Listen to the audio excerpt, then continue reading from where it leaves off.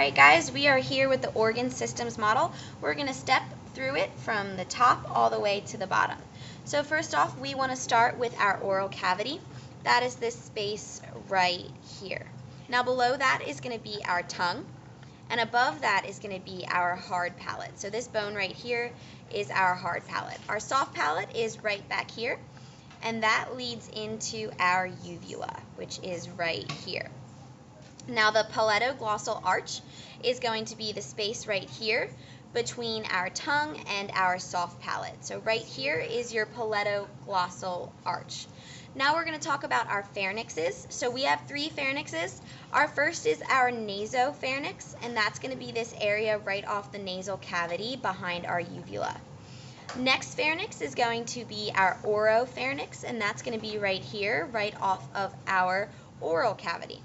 And our last pharynx is going to be our laryngopharynx, and that is going to be this space right off of our larynx.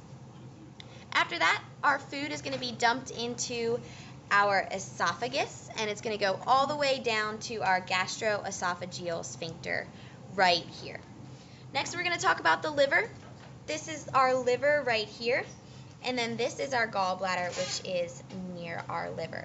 Now there's three ducts that we want to talk about. The first duct we want to talk about is our hepatic duct, and that's this duct coming off of the liver right here.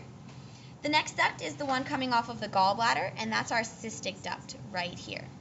When the two ducts meet, they are going to combine into the common bile duct, and that is going to be right here. Now next we want to move back to our stomach. The stomach has two curvatures. The lesser curvature is the smaller one right here, and then the greater curvature is the one out here. Now there's also regions of the stomach we want to talk about. The first region we want to talk about is the one right off of the gastroesophageal sphincter, and that is going to be our cardiac region. The next region is our fundic region, and that is going to be this area right here. The body, of course, is going to be the main part of the stomach. And then the pyloric region is going to be right here, and it's going to hit right before our pyloric sphincter, which is going to be right here.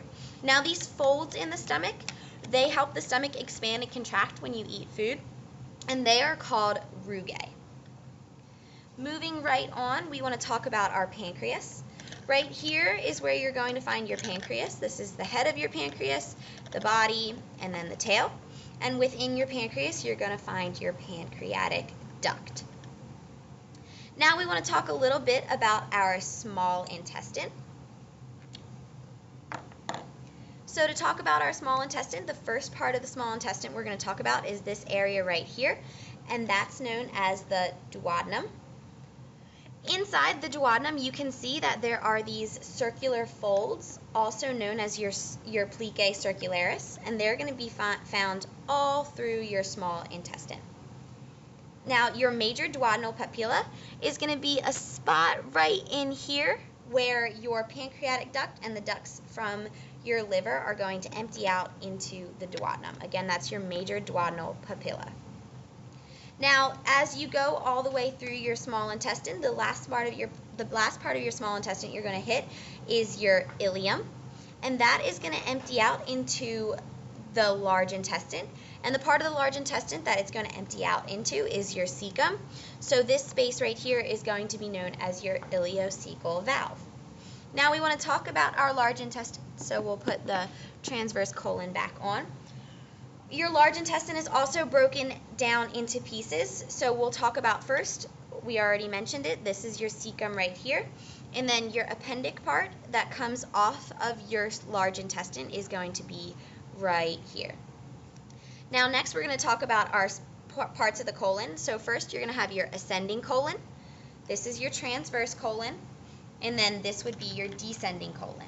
After your descending colon, the last part of your large intestine we're going to talk about is your sigmoid region, and that's going to be this region right here. Now a couple of things I want to mention about the large intestine. First off, you see two 90-degree angles. They are called flexures, and each of them have their own name. So on this side, the one that's underneath the liver is going to be your hepatic flexure. And then on this side, underneath your spleen, this is known as your splenic flexure. Now there's two more things we want to talk about in the large intestine, and that's going to be your haustra, and these bumps where the large intestine are gathered are going to be called your haustra. Each bump is a haustra, and they are held together by this string looking structure right here, and that is called your Taenia coli.